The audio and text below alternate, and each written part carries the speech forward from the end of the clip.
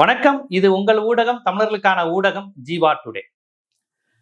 இயக்குனர் அமீர் ஒரு பேட்டி கொடுத்திருக்காரு. ரொம்ப முக்கியமான சில விஷயங்கள் பேசியிருக்கிறாங்க. இன்றைய தமிழக அரசினுடைய செயல்பாடுகள் இந்த 22 நாட்கள்ல என்ன மாதிரியான அரசின் செயல்பாடுகள் நம்பிக்கை அளிக்கும் விதமா இருக்கா, கேலி செய்யும் விதமாக இருக்கா, எதிர்க்கட்சிகள் வைக்கக்கூடிய குற்றச்சாட்டுகள் உண்மையா, எதிர்க்கட்சிகள் அரசியல் செய்யறாங்களா, இல்ல ஆளும் கட்சி செயல்படாம இருக்காங்களா அப்படிங்கிற பல்வேறு கோணத்துல அவருடைய பார்வையை முன் வச்சிருக்காரு. அவரு இந்த கட்சி சார்பு இல்லாம தான் சொல்றாரு. இந்த விஜய் கட்சியை ஆதரிக்கிறாரு.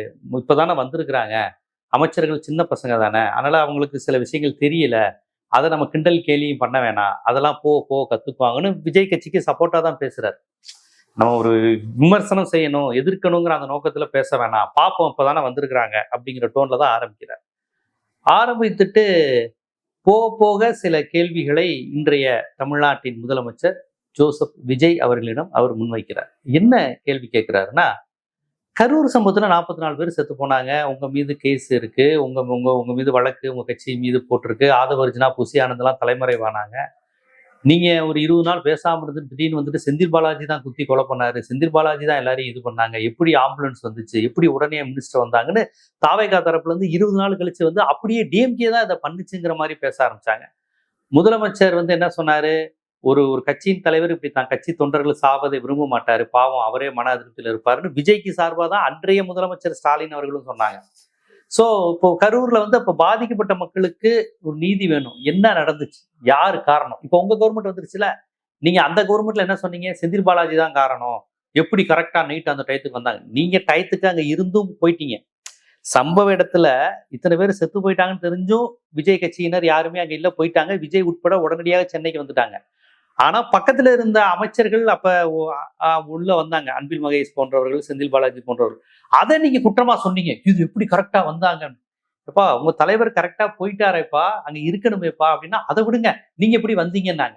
மக்களை சந்திக்க வந்தவர்களை அவமானப்படுத்திட்டு மக்களை சந்திக்காம போனவங்கள ஹீரோவா நீங்க சொன்னீங்க. அது என்ன லாஜிக்னு தெரியல, அது நீங்களே சொல்லிக்கோங்க. இப்ப அமீர் கேட்கிறாரு, கரூர் சம்பவத்துல என்ன நடந்துச்சு, இப்பதான் உங்க கவர்மெண்ட் வந்துருச்சுல, டிஎம்கே கவர்மெண்ட் போயிருச்சுல, யார் காரணம்? செந்தில் பாலாஜி மீதும் தமிழ்நாடு முதலமைச்சர் மீதும் தமிழ்நாடு காவல்துறை தான் காரணம் என்று போற போக்குல ஆப்த ரெக்கார்டா நிறைய நீங்க சொல்லிட்டு இருக்கீங்களா, அப்ப அது என்னது நீங்க சொல்லுங்க, அப்ப என்னதான் நடந்துச்சு அப்படிங்கிற கேள்வியை இயக்குனர் அமீர் கேள்வி கேட்டிருக்காரு. இது வேலிடான கேள்வி. கரூர்ல என்ன நடந்துச்சு அதை சொல்லணும், ஓகேவா? சரி, அடுத்து அவர் முக்கியமான விஷயம், இந்த அரசு இந்த அம்பாசமுத்திரம், பெருந்துறை, தாராபுரம், மதுராந்தகம் இந்த போன்ற தொகுதிகளில் சட்டமன்ற உறுப்பினர்கள் இரட்டை இலை சின்னத்தில் நின்று மாபெரும் வெற்றி பெற்ற அந்த சட்டமன்ற உறுப்பினர்கள் அதனை ராஜினாமா செய்துவிட்டு அனைவரும் விஜய் கட்சியில இணையறத இயக்குனர் அமீர் கடுமையா சாடி இருக்கார். என்னது இது அப்படின்னு இருக்கார். What is this? ஓட்டு போட்ட மக்களை அவமானப்படுத்துகின்ற பச்சை அயோக்கியத்தனம், இந்த வார்த்தையை அவர் பயன்படுத்தியிருக்காரு. அயோக்கியத்தனம், அந்த 4 பேர் செஞ்சது அயோக்கியத்தனம் அப்படின்னு இயக்குனர் அமீர் சொல்லியிருக்கார். இதுக்கு அந்த 4 எம்எல்ஏக்களும் அவர்களை தன் கட்சியில் வாரி அணைத்து கொண்ட தமிழ்நாடு முதலமைச்சரும் அந்த கட்சியினுடைய பொதுச் செயலாளர் போன்றவங்க பதில் சொல்ல வேண்டிய கடமை இருக்கு. ஏன்னா இயக்குனர் அமீரா மட்டும் இல்லாம தமிழ்நாட்டினுடைய குரலா கேட்கிறார். அந்த 4 தொகுதி சட்டமன்றத்தில் உள்ள வாக்காளர்களின் குரலாக, இரட்டை இலைக்கு வாக்களித்த மக்களின் குரலாக இயக்குனர் அமீர் அந்த கேள்வி கேட்டிருக்காரு. இதுக்கு அவங்க பதில் சொல்லணும். அவர் என்ன சொல்றாரு, உங்களுக்கு வாக்களிக்கும் போது வாக்களிச்சவங்களோட நோக்கம் என்ன? உதயசூரியன் வரக்கூடாது, விசில் வரக்கூடாது, காங்கிரஸ் வரக்கூடாது, விடுதலை சிறுத்தைகள் வரக்கூடாதுன்னு சொல்லிதான் அந்த மக்கள் உங்களை தேர்ந்தெடுத்தாங்க. இன்னைக்கு என்னன்னா, அந்த மக்கள் யாருக்கெல்லாம் எதிராக வாக்களிச்சாங்களோ அவங்க எல்லாரோடையும் சேர்ந்து ஒரு ஒரு அரசை நடத்திக்கிட்டு இருக்கீங்க. இப்ப அந்த 4 எம்எல்ஏக்களும் யார்கிட்ட போய் சேர்ந்திருக்கிறாங்க? விஜய் அந்த தொகுதி மக்கள் அந்த விஜய் கட்சிக்கு ஓட்டு போடல. அப்புறம் விடுதலை சிறுத்தைகள் அமைச்சரவையில் இருக்கு, அந்த தொகுதி மக்கள் விடுதலை சிறுத்தைகளுக்கு ஓட்டு போடல. அந்த தொகுதி மக்கள் காங்கிரஸுக்கு ஓட்டு போடல. அந்த தொகுதி மக்கள் முஸ்லீம் லீக்குக்கு ஓட்டு போடல. சோ அமைச்சரவையில் இவங்க 4 பேர் இருக்கிறாங்க. இவங்க 4 பேருக்குமே தொகுதி மக்கள் ஓட்டு போடல. இது எவ்வளவு பெரிய கொடுமை பாருங்க. அந்த தொகுதி மக்கள், அதாவது ஓவராலா விஜய்க்கு வாக்களிச்சிருக்கிறாங்க. திமுக அதிமுக எல்லாம் கலந்து வந்திருக்கு.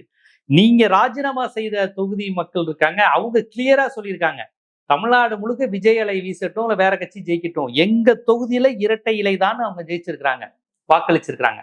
நீங்க அந்த இரட்டை இலையில நின்னீங்கிறதுக்காண்டி உங்களை வெற்றி பெற வச்சிருக்கிறாங்க. நீங்க நேரடியா யார்கிட்ட போறீங்க? அந்த மக்கள் விசில புறக்கணிச்சிருக்காங்க, விசில்கிட்ட போய் நீங்க நிக்கிறீங்க. தமிழ்நாடு முதலமைச்சர் அவங்க தான். ஆனா அந்த தொகுதி மக்கள் யாருக்கு வாக்களிச்சாங்களோ அதுக்கு ஒரு பிரதிநிதித்துவ உரிமை உண்டு நம்ம சட்டப்படி.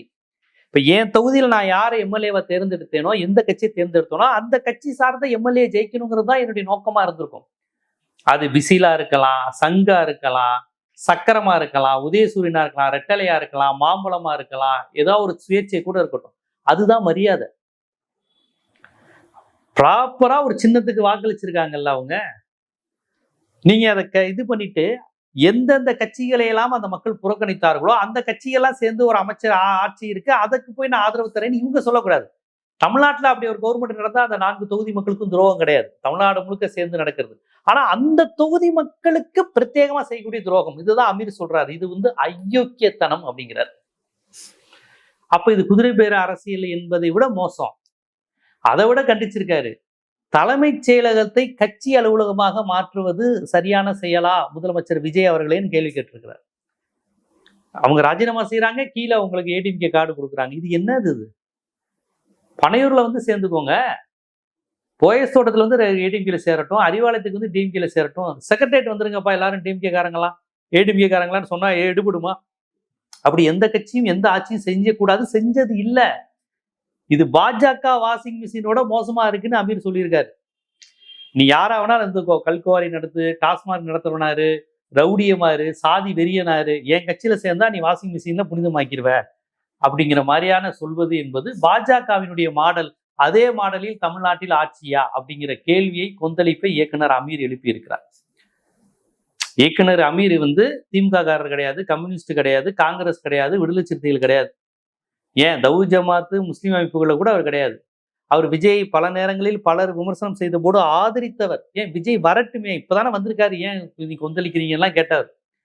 அவர் விஜய்க்கு ஆதரவாகவும் இருந்ததுல, அதே சமயம் விஜய்க்கு எதிர்ப்பான விமர்சனங்களை முன் வச்சதுல, விஜய் வந்தா அது நடக்கும் அப்படிலாம் சொல்ல, ஏன் அப்படி வர்றதா இருந்தா வரட்டும் அப்படின்லாம் பல நேரங்களில் பேசியிருக்காரு. இடையில கூட விஜய் ஆதரிச்சு தான் பேசினார், வரட்டும் இப்பதானே வந்திருக்காரு அப்படின்னு அமீர் ஆதரவா பேசினார். அப்படி விஜய்க்கு ஆதரவாக பேசிய அமீர் அவர்களே கரூர் சம்பவத்தில் ஒரு வேலிடான கேள்வி கேட்கிறாரு, அதுக்கு நீங்க பதில் சொல்லணும். அதை விட முக்கியமா, அது எப்படி ராஜினாமா செஞ்சுட்டு 20 நாள்ல தொகுதி மக்களுக்கு துரோகம் செஞ்சுட்டு ராஜினாமா செஞ்சுட்டு உங்க கட்சியில சேருவது ஏற்புடையதா? ஒரு 20 நாளைக்கு முன்னாடி எம்எல்ஏவா நின்று ஜெயிக்கிற வரையும் அதிமுக தப்புன்னு தெரியலையா? எடப்பாடி தப்புன்னு அவங்களுக்கு தெரியலையா? அந்த 20 நாள்ல திடீர்னு மாறுவது ஏன்? 20 நாள் கூட இல்ல, அவங்க ராஜினாமா செய்யும்போது 15 நாள் தான் இருந்தது. 15 நாள்ல மாறுதுன்னா அப்ப என்னது? ஆளுங்கட்சி ஏதோ அங்க போறீங்க அப்படின்னா, அப்ப ஆளுங்கட்சியா இருந்தா மட்டும்தான் ஒரு எம்எல்ஏ தொகுதி மக்களுக்கு நல்லது செய்ய முடியும்னு சட்டம் எதுவும் இருக்கா?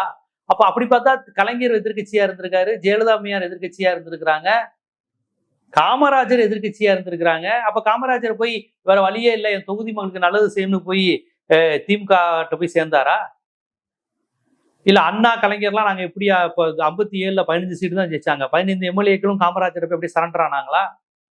ஜெயிச்சுட்டோம் மக்கள், காமராஜர் ஜெயிச்சிட்டாரு, பட் எங்க தொகுதி மக்கள் உதயசூரியனை தேர்ந்தெடுத்திருக்காங்க. இருந்தாலும் காங்கிரஸ்ல சேர்ந்து மக்களுக்கு சேவை செய்ய போறேன்னு அந்த 15 எம்எல்ஏக்கள் சொன்னாங்களா? 62 50 எம்எல்ஏக்கள் ஜெயிச்சாங்களே, அவங்க போய் காங்கிரஸ்ல ஜாயின் பண்ணாங்களா? அப்ப 67ல காமராஜர் தோத்த உடனே போய் திமுக ஜாயின் பண்ணிட்டாரா, ஜெயிச்சர் கட்சியில போய் சேர்ந்துக்கிறேன்னு? அப்ப அந்த தொகுதி மக்கள் யாரை தேர்ந்தெடுத்திருக்கிறாங்க?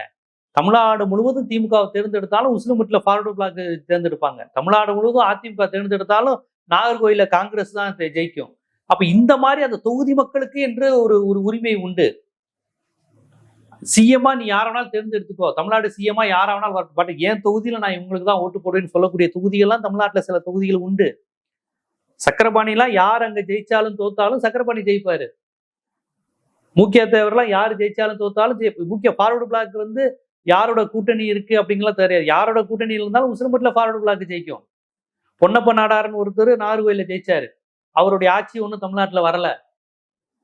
77 to 87 எம்ஜிஆர் ஆட்சி நடக்கும்போது 10 வருஷத்துல ஒரு முறை கூட அதிமுக கன்னியாகுமரி மாவட்டத்தில் வெற்றி பெற்றது இல்லை. ஆனா அந்த மாவட்ட மக்கள் தங்களுடைய ஸ்தாபன காங்கிரஸ், தங்களுடைய சுதந்திரா கட்சி ஆதரவு, தங்களுடைய பாரதிய ஜனசங்க ஆதரவு, தங்களுடைய இந்து முன்னணி ஆதரவுன்னு தமிழ்நாட்டில் எந்தெந்த கட்சியெல்லாம் ஜெயிக்காதோ அதெல்லாம் நாகர்கோயில ஜெயிக்கும், கன்னியாகுமரியில ஜெயிக்கும். ஆனா அவங்க அதை பத்தி கவலைப்படலையே. திமுக ஜெயிக்குங்கிறதுக்காக திமுக போடல, அதிமுக தான் ஜெயிக்குங்கா போடலையே. அவங்க ஜனதா, ஜனசங்கம், ஸ்தாபன காங்கிரஸ், சுதந்திரா கட்சி, பிரஜா சோசியலிஸ்ட் கட்சின்னு அவங்க இதுல தெளிவா இருந்தாங்களே, நான் திராவிட கட்சி பக்கம் வரமாட்டேன்னு. அது கன்னியாகுமரி மாவட்டத்தினுடைய உரிமை, அந்த தொகுதி மக்களுடைய உரிமை. அதனால இந்த மாதிரி 4 தொகுதி திமுக முழுக்க ஜெயிச்சப்ப வெறும் 4 தொகுதியில ஏடிஎம்கே ஜெயிச்சுச்சு. அந்த 4 எம்எல்ஏக்கள் டிஎம்கேல சேர்ந்துட்டாங்களா? எங்களுக்கு எதுவுமே கிடைக்காதுன்னு. திமுக ஒரு இடம் கூட இல்லாம ஒரே ஒரு ஆள் பரிதி இளவரசி மட்டும் 99 96 சிங்கம் மாதிரி சட்டமன்றத்துல ஒரு ஆளா இருந்து சமாளிச்சாரு. முழுக்க ரெட்டல ஒரே ஒரு திமுக பரிதி இளவரசி சிங்கம் மாதிரி கடிச்சிச்சாரு. போய் ஏடிஎம்கேல சேர்ந்தாங்களா? அப்ப ஜனநாயகத்தை கொச்சைப்படுத்துற மாதிரி இல்ல. இப்ப இவங்க எல்லாம் யாரு? இந்த 4 பேர் எதிர்கட்சியா இருக்காங்களா, அதனால ஆளும் கட்சிக்கு வந்துட்டாங்களா? அப்ப எதிர்கட்சி எம்எல்ஏக்கள் எதுவுமே செய்ய மாட்டோம்னு விஜய் சொன்னாரா? முதலமைச்சர் விஜய். அப்ப எதிர்கட்சிகளுக்கு நான் எதுவும் செய்ய மாட்டேன்னு சர்வாதிகாரியா எதுவும் அறிவிக்க விட்டுருக்காரா? இது முதலமைச்சர் விஜயும் கொச்சைப்படுத்துற விஷயம் தானே. சோ இதே கருத்தை தான் நான் பல விவாதங்கள்ல முன் வச்சிருக்கேன். இதே கருத்தை இப்ப இயக்குனர் அமீரும் வச்சிருக்காரு. அந்த 4 பேரும் செய்தது அயோக்கியத்தனம்ங்கிற வார்த்தையை பயன்படுத்தியிருக்காரு. அது அயோக்கியத்தனமா சரியான விஷயமாங்கிறத நீங்களும் பின்னோட்டத்துல சொல்லுங்க. ஜனநாயகம் என்பது இது போன்ற உரையாடல்கள், சமர புரிதல்கள், இந்த மாதிரி சண்டமாறுதங்கள், இதன் மூலமாக மட்டும்தான், இந்த விவாதங்களின் மூலம் மட்டும்தான் மக்களை அரசியல் படுத்தி நம்ம மாற்றத்தை ஏற்படுத்த முடியும். அந்த விதத்தில் இந்த காணொலியும் உங்களுக்கு ஒரு சமூக அரசியல் மாற்றத்தை ஏற்படுத்துவதற்கான விழிப்புணர்வு காணொலியா இருக்கும் நான் நம்புறேன். இது போன்ற அரசியல், சமூகம், சினிமா, பொருளாதாரம், சட்டம் போன்ற பல்வேறு விழிப்புணர்வு காணொலிகள் உங்களை சேர்வதற்கு ஜீவா டுடே சேனலை சப்ஸ்கிரைப் பண்ணுங்க, ஆதரவு தாங்க. நன்றி.